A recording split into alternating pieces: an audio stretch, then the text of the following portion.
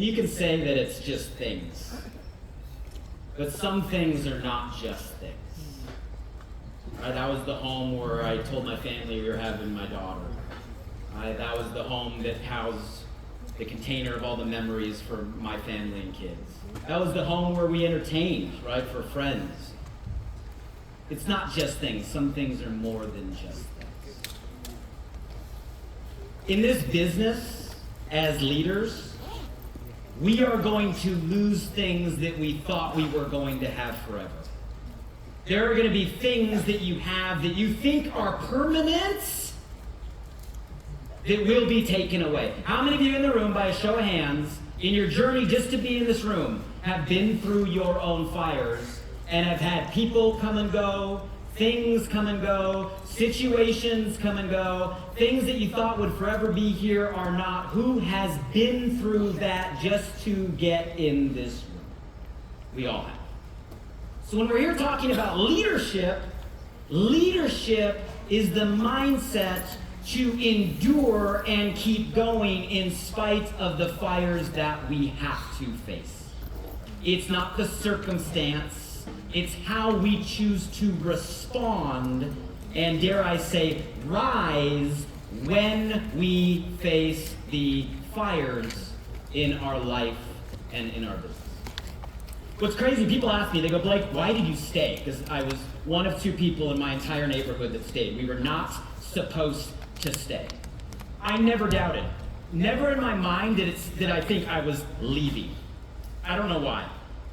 The entire time, in my mind, I never thought it would end that way. Not a single doubt that it would end that way. Every story in my mind is we were going to save this place. That's how this story ends. Matter of fact, until that part you saw where the guy was poking in my roof and the fire was coming out, it was that moment I heard him turn to the other firefighter and say, we got to get him out. And it wasn't until that moment in a burning house, attic on fire, where I was like, this is not going to end the way I thought it was going to. In that moment, I walked downstairs, true story, walked downstairs into my living room. It was filling with smoke. In that moment, as I stand there, right, it was in that moment where two words came into my mind, right, and the words that came into my mind were this. It was, I surrender. Now, I'd been up for 2 days. I hadn't slept. I was physically exhausted. I'd spent the entire 2 days going from front to back, up to down, putting out fires. I was delirious. I was just grasping the fact I was going to lose my family home. And in that mind, the only thing I had was, I surrender. And when I, real question here, and I don't know everybody's background and different countries and different spiritual beliefs, but how many of you have ever got to a place in your life where there was no other choice, where you tried to make a deal with whatever you believe in? God, universe, faith. How many of you have ever been to that part where you try to make a deal? You guys know what I mean? Like, that was that moment for me. I was like, I surrender. Do something. I need a miracle. And what I thought I was asking for was somehow some miracle would save the house and it would end differently. And that is not what happened. Which for the next day, week, right, weeks, leaves something in your brain. When you're in that situation, there's only two questions you can ask. The first question is, why me? From a victim mindset. Why is this happening to me? I did everything. There was hydrants in front. I lived next to a reservoir. I had firefighters willing to do everything. I did everything. Victim. I could blame. I could shame. I could justify. And you know what? Most people would probably support that and say you should feel that way. Or I can ask, why me? Not from a place of victim, but if we give everything and it still ends this way, maybe we have to choose another story to tell ourselves of why this might be happening. Here's a belief I adopted a long time ago in this business, right? It's a belief. It's not a quote. It's not just a slide. It is a mindset. Do all you can do. Do it the best you can do. And then have faith that whatever happens next is what's meant for you.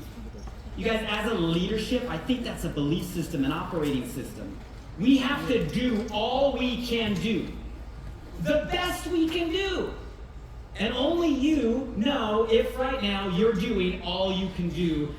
Not what you tell your upline leader, not what you tell your chairman when they call, the presidency when they call, not what you report to Eric. When you go to sleep at night, are you doing all you can do, the best you can do? And only you know that answer. You can't lie to yourself. But then you have to let go, because if you're doing all you can do, the best you can do, in my experience, usually that's enough and that works, but sometimes you do all you can do, the best you can do, and it still doesn't get you the outcome that you wanted or expected. Who's been there? So that's that last piece. You have to believe that whatever happens is still what's meant for you.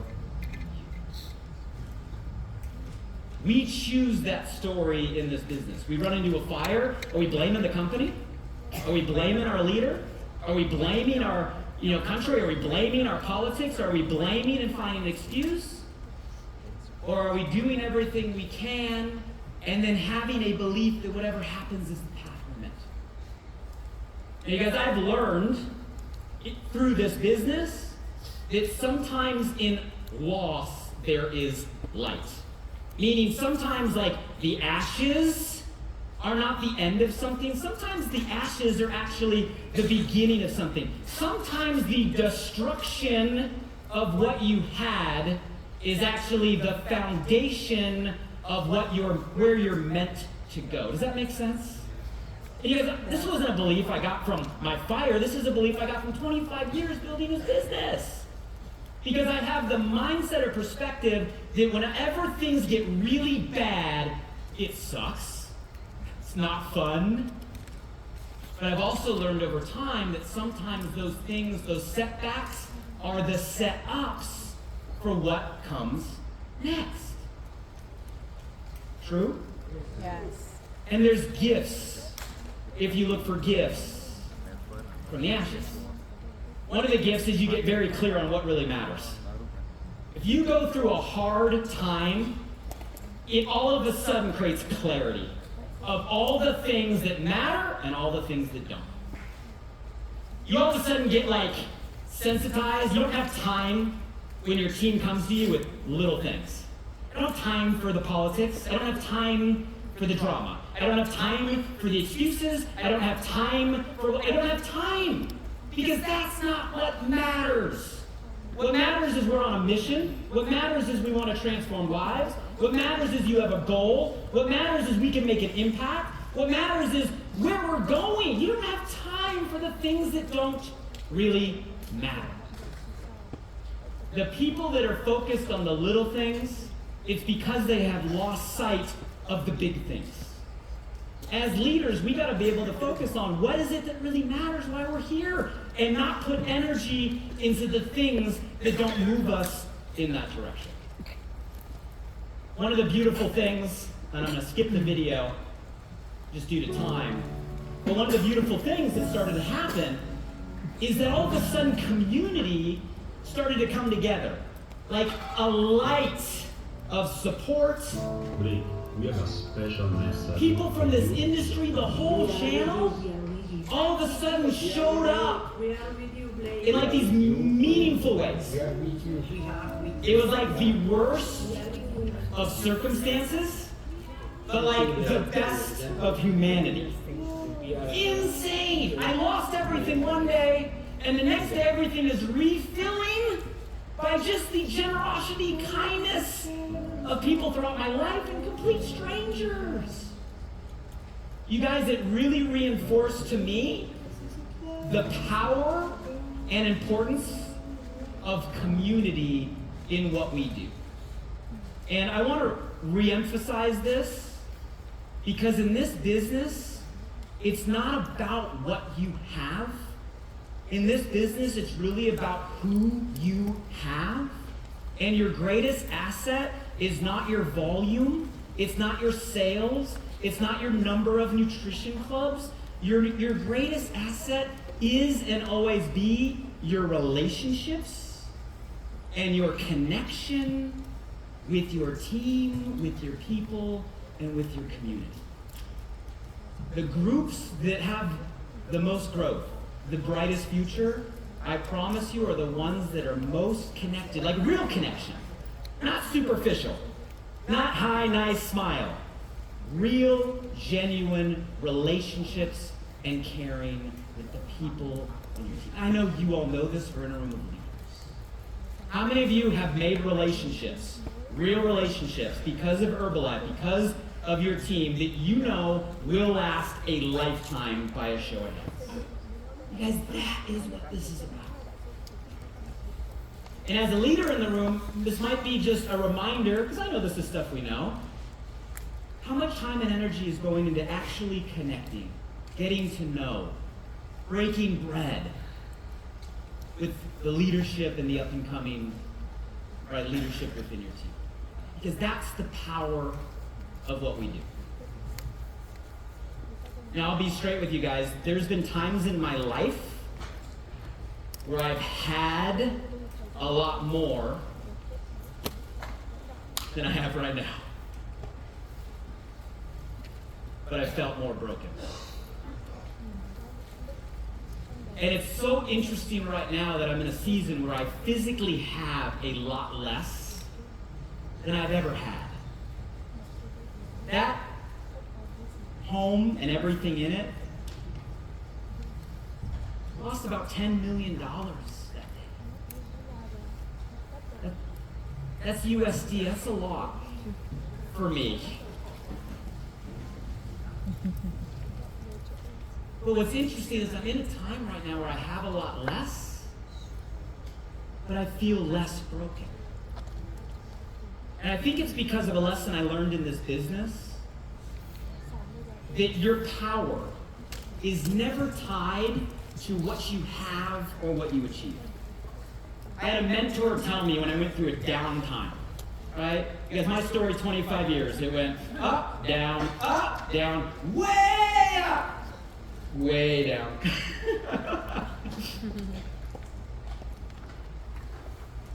And when I went through the fall, I had a mentor tell me, he said, Blake, you're focused on the wrong gap. I'm like, what do you mean you're focused on the wrong gap? He said, people start here, they get to here. And then you go through a dip and you get to here.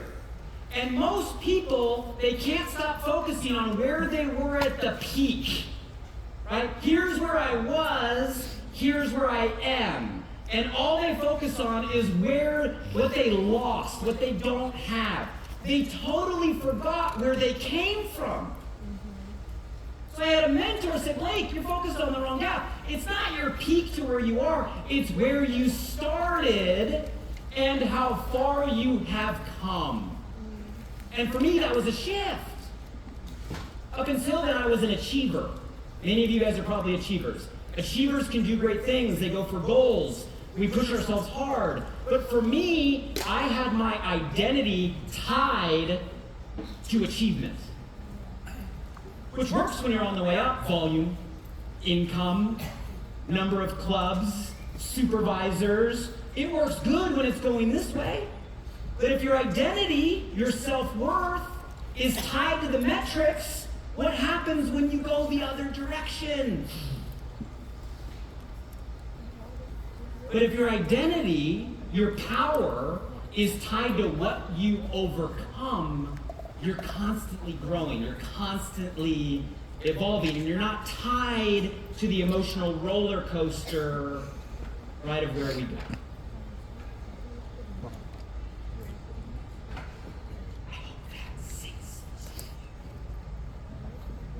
Yes. For some of you, Yes. I know the Yes. journey. You're tied to the goal and you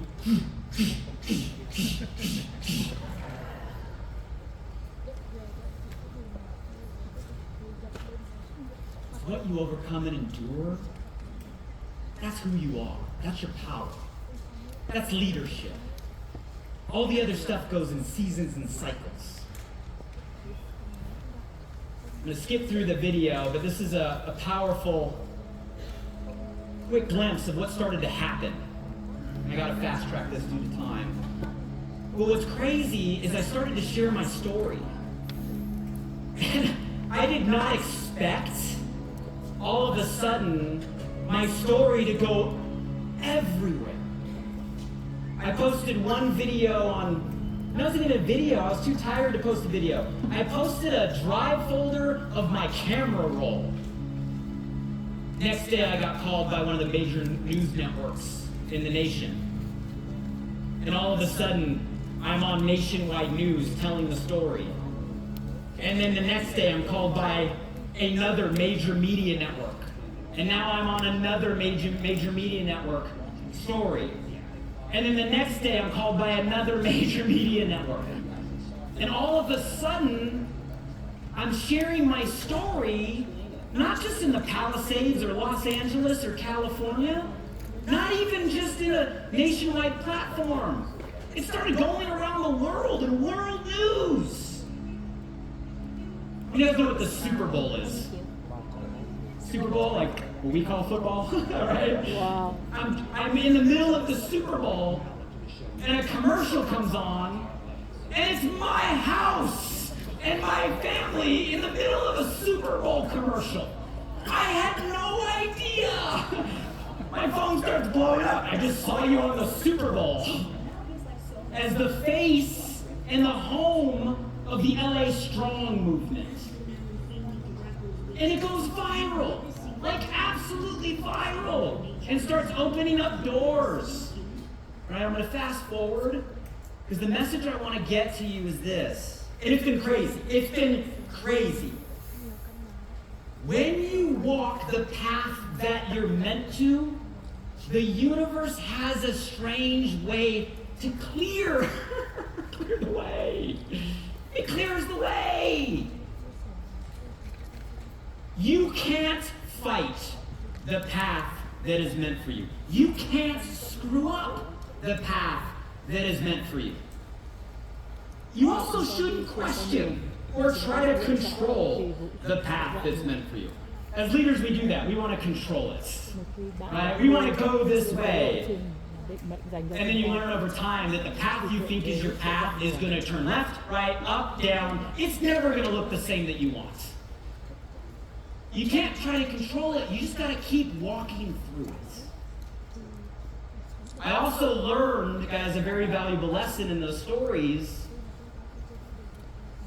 that our vulnerability is our credibility. I was taught for a long time, leaders never flinch. Leaders can't show weakness. Leaders can't show a mistake. And I was taught this for decades. And what I've come to learn is that strength is not enduring struggle. Strength is not being perfect. Strength is not never making a mistake. Strength is owning and sharing the struggles that we have been on. Guys, this is a huge, huge lesson in leadership. Took me so long to understand. Perfection isn't real. Everybody messes up. And the more that we learn to actually vulnerably, authentically share the journey that we're on, the ups, the downs, what we're doing, the more we're going to connect and move people. Now, don't misunderstand me. I'm not saying we pour drama and negativity and, complain. That's not what I'm saying. You still lead, but you got to lead from a place of here's what I've been through. Here's what it takes. Here's what you're going to go through. And it's worth it and it's possible. And you'll find a level of connection and moving people, right, that you never would have been able to find before. Is owning and sharing our struggle and our journey. Check in real quick. Do these lessons relate to our business, yes or no? Yes. Do these lessons relate to the fires that we fight every single day, yes or no? Yes. We're in a conversation of leadership. To me, leadership is example. You guys know this. Leadership is the example we set. And sometimes we're in circumstances where you don't want to lead, but you have to lead. I'll also say I've learned that influence, to move people, influence is an energy. I'll take someone that's just passionate and believes in what they're doing. You can feel that. When Mark Hughes, you see those clips, I never met him. But when you see those clips, you see him on stage, he is transferring an energy to everybody in the vicinity. Yes? You guys, that's the difference. Two people can be saying and doing the exact same things, but the energy at which they are transferring is going to determine the results that they get. Building the belief, having the mindset, right? Transferring the energy.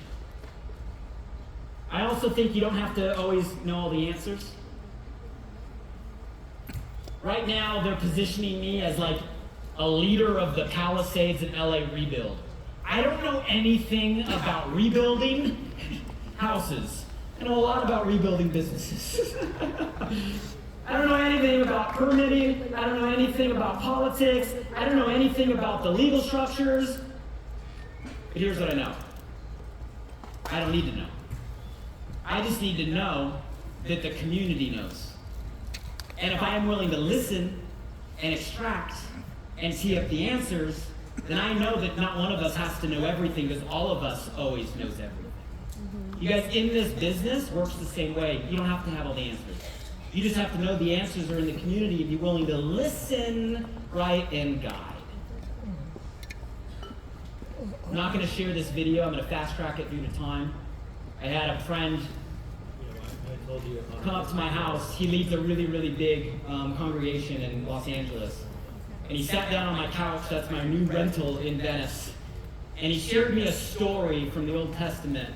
And I'm going to paraphrase the story, that the key line in the story is, for such a time as this. How many of you know or have heard the story? I think it's the book of Esther. That is that phrase or that verse that ends, for such a time as this. Anybody ever hear that? I'd never heard it. I'd never heard it before, right? And I've grabbed that as a mantra, and I want to share this with all of you, because here's how I think this relates, okay? What if everything in our life, the ups, the downs, the good, the bad, for everyone here in this room, just what if, just as the fires we face are set ups, right, for what comes next, what if everything up until this point for every one of us as individuals has actually been preparation for such a time as this? You guys, I don't have time to go into my whole story with Stefan over the last year and the last 6 months. I told you guys my email on 2/13 on that exact same day when Henry and Stefan sent that email. I could tell you another dozen stories that are unexplainable, other than maybe, just maybe, everything up until this point has been getting us here for such a time. But I don't think it's a story about Stefan or me or protocol or Herbalife. I look at this room, I look at the room of honors, and I look at the magnitude of everyone's story and everyone's journey and everything we've all been through and all the collective skills, and how everybody is coming together for what I think is going to be a new era, not just of Herbalife, a new era of health and nutrition around the world. And just maybe, all of us have been prepared for such a time as this. How many of you guys can see, how many of you guys can believe that? Last thing I'll share, because I'm over time. It's the first time I've said this to anybody. And I feel like I I feel like I can trust you. Can I trust you guys? Can I just be open and honest with all of you? So we've gone back to the house a couple times. Brought my kids, brought my family. We went back as a family with like the hazard suits and the shovels, and we spent all day digging through ashes in hopes of finding anything. We found nothing. There's nothing. Zero. My wife went back last week with a team. It's actually a team donating their time for free to just help dig through things. And I actually was at honors, so I didn't go. And they came back, and I'm like, did you find anything? And they're like, no. Oh, we found one thing. We found one thing. I'm like, what'd you find? And I got this. I'm like, where is it? They're like, we left it there. I'm like, why did you leave it? You dug all day, it's one thing, and you left it there? Because it didn't mean anything to them. It didn't even mean anything to me. And then yesterday morning, I woke up and I was like, wait a minute. And I had my wife go get it yesterday from the house. True story. Before I flew out yesterday. I don't know over time, so I'll cut this short. It's the only thing standing or left that was recognizable from my house. Okay? This was pulled out of it yesterday. It was a bookend. It was a bookend that stood in the middle of my desk. It was a bookend. There was another one that held the books that were most important in my life.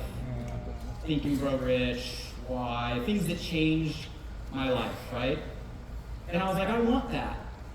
I woke up yesterday morning, I was like,